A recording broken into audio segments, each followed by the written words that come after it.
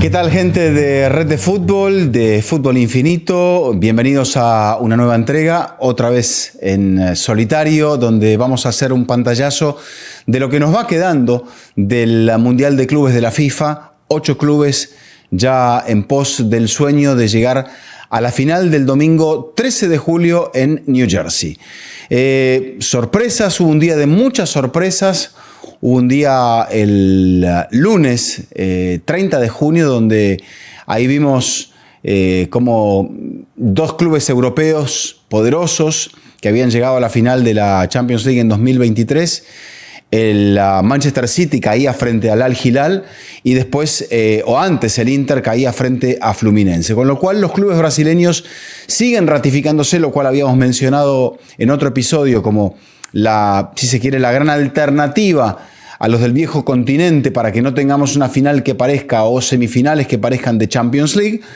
Pero no descartemos al Al Hilal. El Al Hilal es uno de los clubes más poderosos de Asia por lo que tiene detrás Arabia Saudí, básicamente la potencia casi de todo un país económica, que hace que este club por calidad esté a la altura de, diríamos, los mejores de Europa o los mejores del mundo. También está la teoría de Real Madrid como gran candidato, un Real Madrid que sigue creciendo, que sigue avanzando, que poco a poco, cada vez más, va mostrando lo que es la impronta de su nuevo entrenador, Xabi Alonso. Sí, ya ahora sí estamos viendo cambios, estamos viendo muchos cambios, estamos viendo muchas cosas que empiezan a hacer que la gente de Real Madrid se ilusione de cara al nuevo proyecto, porque hasta ahora, más allá de que la base es la misma, el proyecto nuevo no se parece tanto a lo que era el proyecto de Ancelotti. Esa era un poco la gran duda que teníamos, el gran interrogante de cara hacia cómo cambiaría Real Madrid, cómo haría Xabi Alonso, cómo saldría de esa alargada sombra de Carlo Ancelotti. Por ahora, en este Mundial, las cosas van bien. Quizá los rivales hayan estado en un plano inferior y haya podido Real Madrid salir de esa situación de la baja de Kylian Mbappé en los primeros partidos y de insertarlo como suplente en el encuentro frente a la Juventus. Pero para hablar de Real Madrid vamos a hacer una conexión con Juan Ballesteros, que estuvo en el estadio de Miami. Y Juan nos va a dar un poco la visión de lo que fue Real Madrid, de lo que fue la conexión del público de Real Madrid con el club, con este proyecto que es muy fuerte para Real Madrid y que se trata de ganar este Mundial de Clubes, el primero bajo este formato. Así que adelante, Juan, con tu visión de lo que fue la clasificación de Real Madrid a cuartos de final. Y bien, Beca, ha terminado el partido. Vamos a tratar de dar una percepción a la reacción que vos le estás dando a los cruces de octavos de final, ya pensando en los cuartos. Y aquí el Real Madrid en el Hard Rock Stadium de Miami realmente tuvo una participación muy sólida frente al Juventus. Y la Juve, que lo intentó en algún momento del partido, se sintió dominada y sólido el trabajo del equipo merengue acompañado por su público. Claro, ¿son muchos españoles o más son latinos que alientan al Madrid? La segunda opción parece ser la indicada, muchísima gente en la cancha, tal vez el partido con mayor cantidad de público en este estadio, en el Hard Rock de Miami, y el Madrid que lo ganó casi regulando con esta sorpresa que es el pibe García. Mbappé jugó un ratito y da la sensación de que la máquina empezó a arrancar, y si bien el resultado fue escueto, le ganó 1-0, pudo haber sido un poco más la diferencia. Muy buen trabajo del arquero de la Juve, y esta es la mirada. Tras este partido, el Madrid toma una solidez importante y da la sensación de que se convierte, si ya no era un gran candidato, en tal vez uno de los pocos en los que uno puede decir, acá sí puede estar el campeón. Una mirada, una pincelada de lo que nos dejó este Hard Rock Stadium, este triunfo del Madrid frente a la Juve, para que puedas seguir analizando vos con tu mirada excelsa cada cruce de cuartos de final, de los que se vienen y los octavos que acaban de dejar. Perfecto, Juan, muchas gracias. Bueno, la historia sigue para Real Madrid. Ahora, quizá algunos piensen que el camino un poco se le ha allanado, ¿no? Porque el Madrid se va a enfrentar a Borussia Dortmund, que si se quiere es uno de los clubes que pintan como menos favoritos en esta competencia. Un Dortmund eliminado de la Champions League por el Fútbol Club Barcelona, justamente, pero que también ha registrado encuentros frente a Real Madrid en los últimos tiempos, casi todos favorables al equipo blanco. Recordar, por ejemplo, la final de la Champions de 2024 en Wembley, donde él sí le costó a Real Madrid, pero que creo que era otro Dortmund, y han pasado ya varios capítulos por parte del equipo de Westfalia en los últimos tiempos como para poder entender que los proyectos son realmente distintos. Pero en el último contacto que habíamos tenido, habíamos hablado, bueno, de cómo había llegado el torneo a ser a partir o hasta llegar o hasta alcanzar la línea de los octavos de final. Vimos 3 partidos que requirieron tiempo extra. Uno, el partido trabado, cerrado entre los dos clubes brasileños, prevaleciendo Palmeiras sobre Botafogo, jugado con mucho calor en Filadelfia. 1-0, gol de Paulinho en el 100º minuto de ese encuentro. El otro, el partido eterno ese mismo sábado en Charlotte, entre Chelsea y Benfica, que parecía que lo tenía Chelsea hasta que vino la tormenta, las interrupciones, la extensión, la queja de los clubes europeos y de la prensa europea con respecto a lo que ha sido o lo que es el clima extremo, cómo se manifiesta en Estados Unidos. Y bueno, en Charlotte, un partido que parecía liquidado, terminó durando más de 4 horas y media. En la prórroga ya sí, tras el gol de penal de Ángel Di María, el último con la camiseta de Benfica, el que prevaleció fue el equipo blue, el equipo de Enzo Maresca. Después vimos el partido con el cual habíamos enlazado por última vez, la victoria ya está analizada, la victoria de Paris Saint-Germain casi sin transpirar y sin despeinarse en un partido que se le acomodó mucho por el rival, por la climatología con un estadio cerrado, o sea que un comodín para Paris Saint-Germain que después lo entendía Luis Enrique como esta extensión, este seguir en el torneo por parte de un club que ha tenido una temporada larguísima, hará que casi todo se empalme, tras lo cual París y su entrenador le dio 2 días libres, el lunes y el martes, a sus futbolistas para encarar lo que queda, que ya estamos hablando en el mejor de los casos de los últimos 10 días de torneo. O sea, ese último esfuerzo por un premio muy importante que le permitirá a Paris Saint-Germain posicionarse de otra manera, darle a los jugadores también una recompensa muy importante si es que son campeones de este torneo, porque ya por algo estamos alcanzando los cuartos de final, que son una instancia realmente muy importante. Ya en la jornada también del día domingo, otro partido que fue de muchos goles, pero que se definió en 90 minutos, con un clima también bastante más pesado. Allí el Bayern nos demuestra ese éxito, si se quiere, también de los clubes alemanes.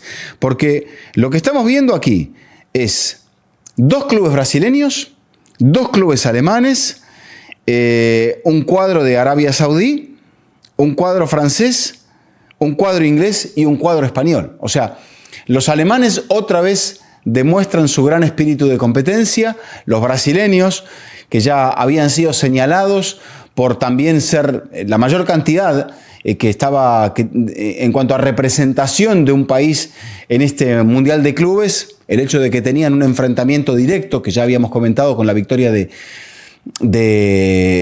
Palmeiras sobre Botafogo, y que quizá el que mejores sensaciones había entregado, que era Flamengo, se vio vulnerado por esos 2 goles iniciales que le había metido el Bayern Múnich. El Bayern de Vincent Kompany también es otra de las cartas importantes, que tiene un goleador certero como es Harry Kane, que tiene un equipo completo, que tiene un equipo que ha vivido algunos altibajos, como las lesiones de Musiala, de Coman, pero que sigue siendo un equipo también a tener en cuenta. El Bayern creo que va a protagonizar, y después vamos a entrar a la fase de los enfrentamientos de los cuartos de final.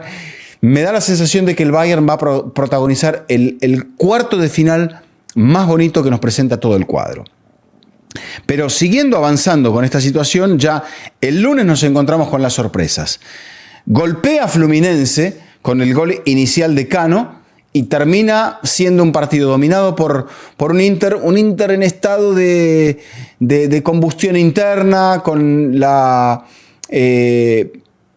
salida de Simone Inzaghi, que Simone sigue con el Al Hilal en el Mundial de Clubes, pero también con un plantel que parece que va a cambiar, porque se manifiesta el capitán Lautaro Martínez con respecto a la posición de Çalhanoğlu. No sé si este ruido ha hecho que el Inter, que había eliminado casi en un partido de playoff a River Plate en Seattle en el último encuentro de la fase de grupos, había mostrado allí un encuentro en el cual se le acomodó el partido porque River tenía la urgencia de ir a ganarlo, le cedió metros, le cedió el contragolpe y lo pudo aprovechar el Inter, sobre todo cuando River se había quedado con uno menos. Bueno, aquí se le plantea un partido distinto, un partido en el cual tiene que ser protagonista por el gol de Cano, en el cual Fluminense, más tirado atrás, termina golpeándolo con el gol de Hércules en el tramo final del encuentro.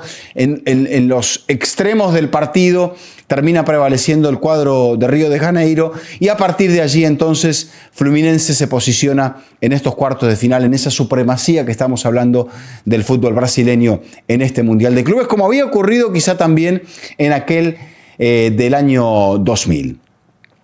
Luego se da el gran duelo entre el Manchester City y el Al Hilal, donde planta cara el Al Hilal, donde también entiende cómo hay que jugar un partido Simone Inzaghi frente a un equipo de Guardiola. Muchos errores de Guardiola, muchos errores del Manchester City para abrir la puerta a que Al Hilal se metiera una y otra y otra y otra vez, sacando provecho también de individualidades, el gol de cabeza de Koulibaly, el gol de Leonardo, el gol de Malcolm en el contragolpe, bueno, los goles de Leonardo y tantos por parte del Manchester City, que arrancó el partido con la ventaja luego del gol de Bernardo Silva, una vez más sin poder manejar el encuentro.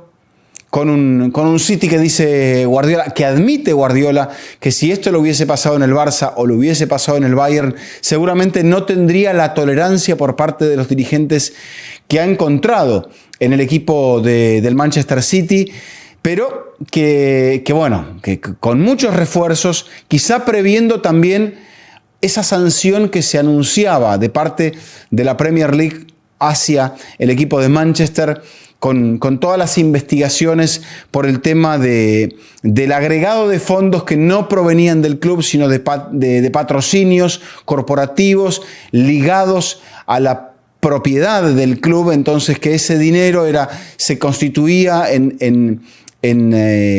en reglas de fair play financiero de la Premier y de la Federación Inglesa, que estaban quebradas, lo cual han llevado a una situación judicial que todavía no se resuelve, pero que se resolvería ahora. Y en ese frenesí que ha mostrado el City como apurado por los mercados y por aprovechar estas ventanas, quizá ahora le llegue la sanción que estaba esperando y que esa sanción sea económica y sea en ventanas en las cuales esté impedido de comprar y de adquirir futbolistas y con las cuales el equipo dirigido por Pep Guardiola haya abierto un poco el paraguas para tratar de cubrirse a lo que podría llegar a ocurrir en el futuro si realmente la situación se resolvería con multa y con ventanas de sanción. Pero lo cierto es que el City, al cual muchos dicen, ¿no será que el City, ante todo esto, se haya evadido un poco del fútbol y haya pensado mucho más en lo judicial, en lo que tenía que hacer, y en esa evasión y en ese sentido de la renovación de su plantel, porque ahora que ya no está De Bruyne, veremos si hay algunos futbolistas más que saldrán? Si el City a partir de ahí es como que, bueno, entendía que tenía que resetear un poco la historia, que estos años de supremacía en la Premier, que todo este esfuerzo para ganar la Champions, ahora debía pagar un peaje, y que este peaje haya sido esta temporada, y que por eso se lo hayan tomado con esta filosofía tan tranquila, tan zen, de decir, bueno, no era nuestro momento. Guardiola decir, bueno, en otro club quizá me hubiesen apretado de otra manera. El asunto es que el City tiene otro torneo donde se despide demasiado pronto, otro torneo en el cual no cumple con las expectativas competitivas y otro torneo donde también futbolísticamente deja dudas. Porque ese contraataque en el gol de Malcolm, a cualquiera que veas cómo el City se cubre y cómo el City queda parado en ocasiones en las cuales va muy volcado hacia el ataque, hablan de un equipo que sigue sin encontrar el balance. Se menciona también, bueno, ya Rodrigo Hernández ha vuelto al equipo, con lo cual ya no es la falta de Rodri. Rodri está jugando. Y ahora, ¿qué se va a decir? Los defensores ya se han recuperado muchos y se han incorporado muchos también. Entonces, bueno, la idea es que el City vuelva a encontrar una velocidad crucero en la cual se sienta cómodo y a partir de esa comodidad futbolísticamente vuelvan a recuperarse las sensaciones. Tiene, si se quiere, también un poco de mala fortuna. El Diablito Echeverri había logrado ser ese jugador con chispa, pero se lesiona, desaparece porque es un jugador de esos fundamentales, de eso que necesita Guardiola. Alguien en el 1 contra 1 que le pueda llegar a dar ese desequilibrio. Entonces, apoyado en esos jugadores que le permitan a Pep manejar partidos, manejar situaciones tácticas y generar superioridad cuando los rivales se le encierran, bueno, creo que eso es algo, porque en la fase de grupos es como que todo se le acomodó, todo se le fue situando hacia una zona donde el City lo maneja muy bien. Pero ahora, cuando se plantó un rival defensivo, un rival duro, un rival con muy buenas individualidades y con mucha capacidad para el contraataque, ahí el City volvió a sufrir y volvió a mostrar las costuras. Y es ahí donde Guardiola necesitará trabajar para hacer que el City sea competitivo, porque ya el regreso de la Premier está a 5 semanas, está a la vuelta de la esquina. Es resetear, es preparar y es seguir. Quizá, bueno, mantenerse en el torneo hubiese representado acortar vacaciones, acortar procesos de trabajo para preparar la próxima campaña, salir a buscar partidos amistosos que de repente habrá que ir a encontrar ahora, como muchos clubes cuyos directores deportivos estarán comunicándose para ver cómo van a hacer para preparar la próxima temporada, pero son quizás las trampas que presentaba el Mundial de Clubes, que daba mucho dinero, pero que también genera esto, que uno no sabe hasta dónde va a llegar. Si llega hasta el final, es mucho el ingreso económico y te acomoda muchas cosas. Pero si uno queda eliminado, tiene que salir a recomponer no solamente pasaje de regreso, bueno, ni siquiera pasaje de regreso, porque esta gente vuela en charter, pero sí es a reacomodar fechas, a hacer calendarios y a tratar de preparar la próxima temporada de la mejor manera posible. Por eso los entrenadores ahora dan 1, 2 o hasta 3 días de descanso a los jugadores, porque son días que después los futbolistas van a necesitar cuando la próxima temporada se prepare. Entonces, bajo esa sorpresa del Al Hilal, ya nos enfrentamos a lo que ocurrió en los partidos del martes 1 de julio. Y allí las distancias fueron bastante más cortas. Si bien, una vez que Real Madrid encontró el gol, y ahora sí volveremos a un poco lo que mencionaba Juan Ballesteros, creo que Real Madrid, y acá me voy a detener un poco porque la gente del Madrid seguramente lo pida, Real Madrid ha vivido este Mundial de Clubes como algo muy serio. Y es un objetivo, y por eso está Florentino Pérez con el club acompañándolo, estuvo en el primer partido, después volvió a España, ahora ha regresado. Y por eso Florentino está allí. Porque el Madrid quiere ganarlo. Hay otros que también lo quieren ganar. No hay nadie que a esta altura lo quiera perder. Pero el Madrid tiene un sentido de esa grandeza de club, y no lo digo desde el punto de vista de que, lo digo desde lo que representa Real Madrid, no desde lo que dicen sus hinchas, desde lo que representa el Madrid, el más ganador de Europa, el más ganador de su liga, y un club que desea dejar su marca como sea, donde sea, obviamente como sea, el como sea es ganando. Y aquí lo quiere hacer en esa opción. El Madrid cambia para este Mundial de Clubes con la incorporación de Trent Alexander-Arnold y con la incorporación de Dean Howson, sabiendo que serán los últimos partidos de Luka Modric y de Lucas Vázquez, recuperando a Federico Valverde, que no fue con Uruguay en la convocatoria de la fecha FIFA del mes de junio, sufriendo la enfermedad de Kylian Mbappé, que le permite recién a la Bota de Oro de Europa aparecer en el cuarto partido del Mundial de Clubes frente a la Juventus, y encontrar a Gonzalo García, un jugador de la cantera al cual tendrá que blindar porque hay muchos clubes de la Premier que se lo quieren llevar porque la cláusula es, entre comillas, relativamente baja. El Madrid tiene que trabajar ahora en la extensión y en la ampliación y en la mejora del contrato de Gonzalo García, porque por lo que ha mostrado Gonzalo, 50 millones de euros puede ser una cifra que muchos clubes de Europa deseen pagar por un futbolista que aquí es, no digo el que haya llevado a Real Madrid hacia los cuartos de final, pero su gol de cabeza, sus apariciones en la fase de grupos han sido muy importantes para Xabi Alonso, porque además recupera, pese a que cambia la forma. Hay quienes dicen que entre el 4-3-3 de Ancelotti y el 3-4-3 de Xabi Alonso no hay muchas diferencias. Quizá la diferencia sea el aprovechar más bajo en el campo a Aurélien Tchouaméni, pero luego desprenderlo para que el equipo se posicione de otra manera cuando va hacia el ataque, o incluso cuando, en las dos facetas, cuando repliega, porque los dos laterales, Alexander-Arnold y en este caso Fran García, bajan y Tchouaméni va a hacer más presión sobre el centro del campo para pegarse a Federico Valverde. Pero cuando el equipo desea desplegarse con tres para que los laterales sean mucho más amplios, para que la posición de Bellingham sea mucho más cercana hacia los puntas, es allí donde el Madrid, en esa posición de adaptarse a las posturas o a los esquemas tácticos, es allí donde le saque todo el provecho a la idea de Xabi Alonso, que es de jugar con menos gente en el fondo y con más gente en el ataque. Y el Madrid lo tiene que hacer, lo necesita. Primero porque esto hace que en situaciones de transición, tanto ofensiva como defensiva, el equipo pueble mejor la cancha.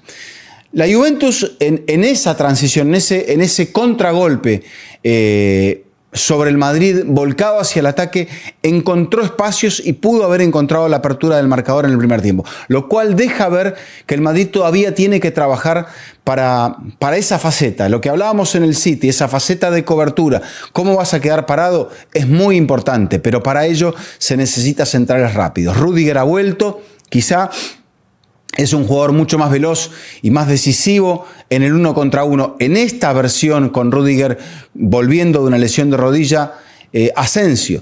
Pero Raúl Asensio sufrió en este Mundial de Clubes, fue expulsado, se dio un penal y pese a que en el 1 contra 1 y velozmente sea, o por rapidez física, sea importante, es un hándicap grande, porque estamos hablando de dos centrales que son muy jóvenes. En el caso de Howson, que ha tenido un rendimiento espectacular. Cómo se ha insertado este chico es asombroso. Venía de otro entrenador español, Andoni Iraola, en el Bournemouth. Viene de la selección española de La Fuente, pero casi como que no ha habido que explicarle nada. Y tiene 19 años. Es ciertamente una enorme compra que ha hecho Real Madrid en el último mercado y por eso lo ha ido a buscar con, no digo con ansia, ni tampoco con desesperación, pero sí sabía qué clase de jugador, con qué clase de jugador se iba a encontrar. Y lo ha descubierto en estos partidos. Un futbolista muy importante como el oficio también de Alexander-Arnold, que tiene que adaptarse a situaciones futbolísticas, a situaciones lingüísticas, tiene socios allí, tiene un entrenador que le habla, que conoce la liga, que conoce el club del cual viene, como Alonso.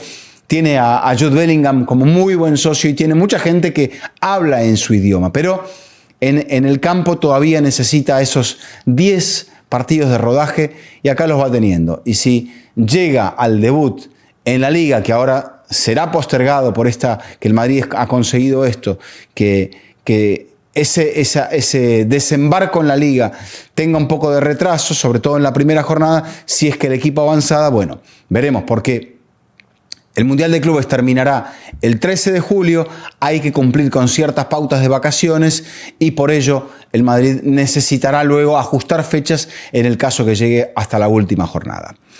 Pero llegar a la última jornada no sería un problema, al contrario, traería mucha bonanza económica, un poco más para Real Madrid, que le ayudaría a reacomodar y a lo que se dice, también buscar un refuerzo más a la zona central, porque se va Lucas, se va Luka Modric, e incluso también se especula con una posible salida de Dani Ceballos.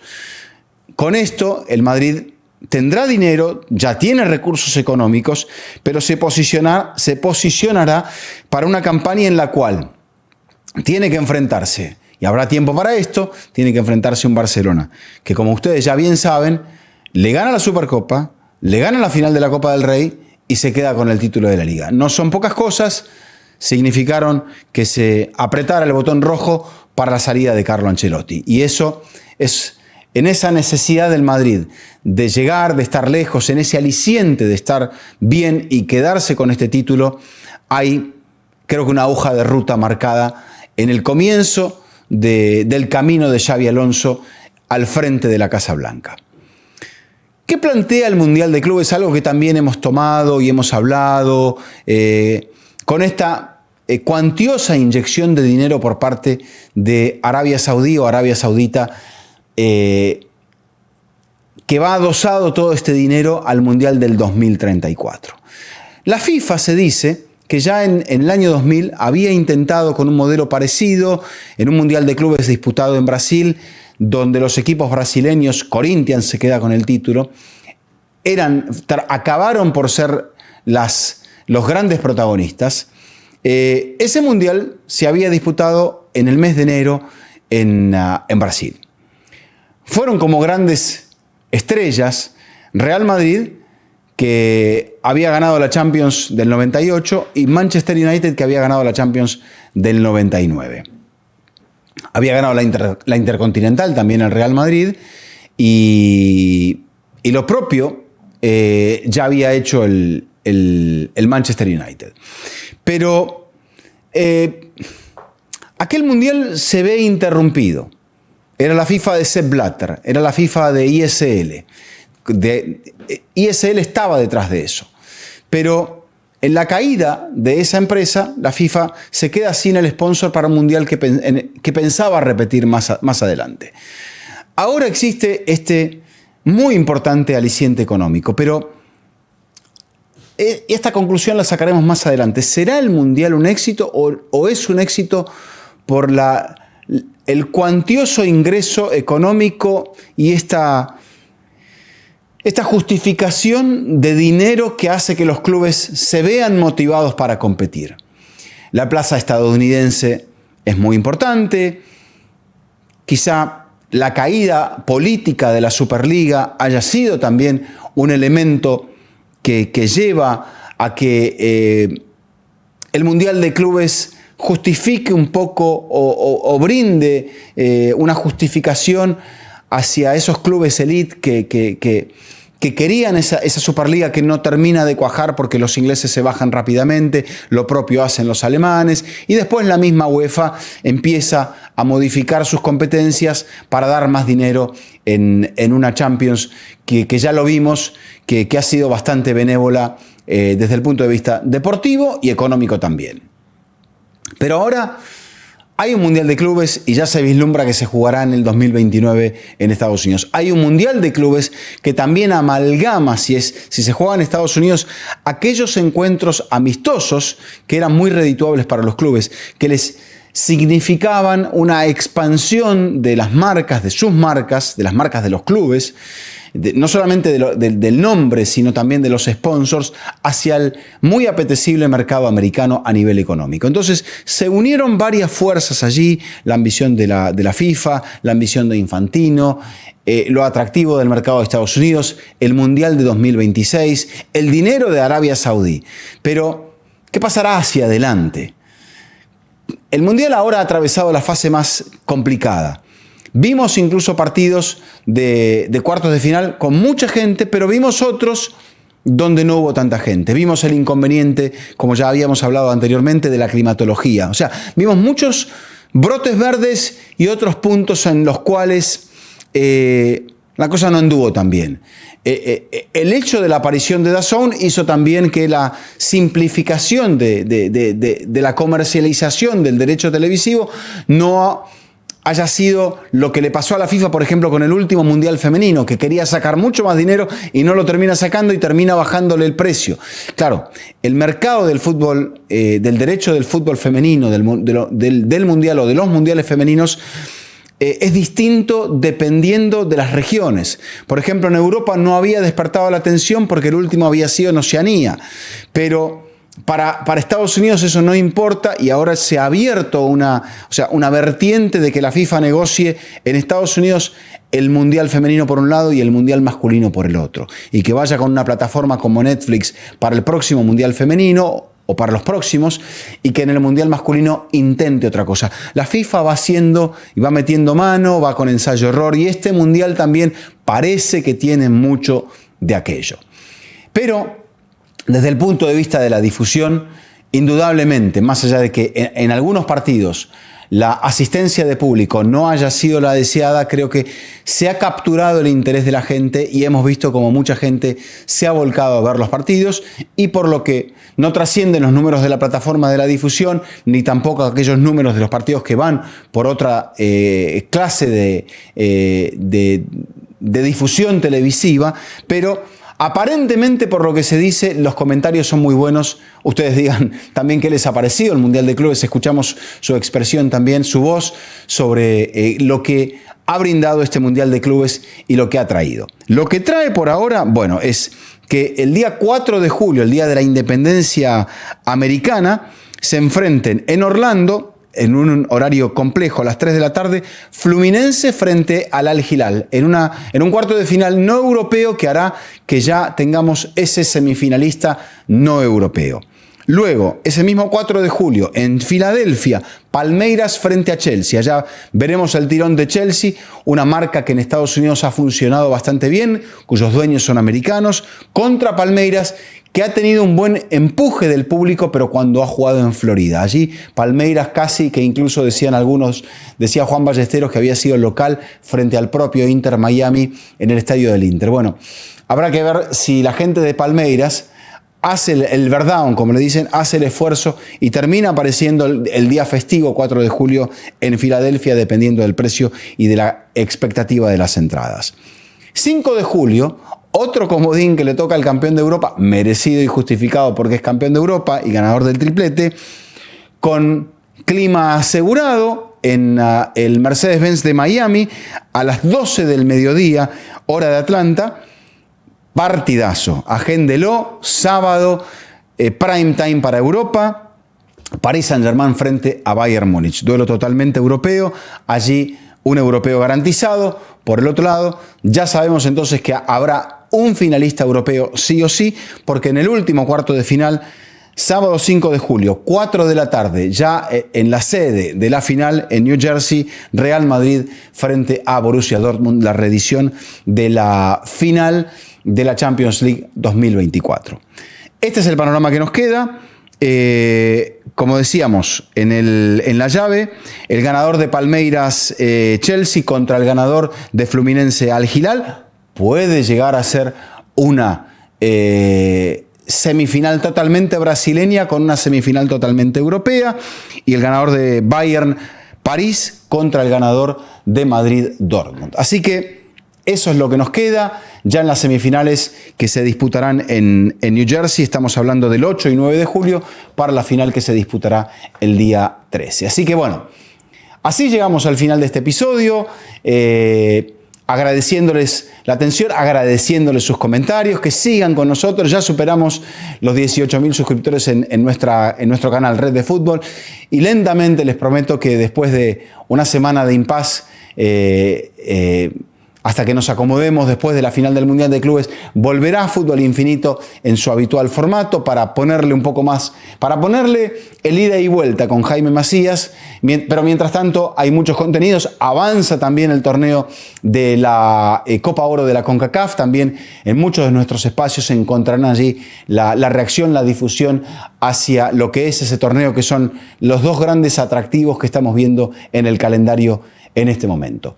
Pero siguen los episodios de ¿Qué pasa Inter Miami? Con la actualidad, el futuro de Messi en el equipo de Florida. Así que, punto final para este Fútbol Infinito. Gracias por estar con nosotros en Red de Fútbol y nos vemos en nuestro próximo encuentro. Gracias. Hola, soy Alejandro Figueredo, conductor de ¿Qué pasa Inter Miami? Si te gustan nuestros contenidos, suscríbete a Red de Fútbol y activa las notificaciones.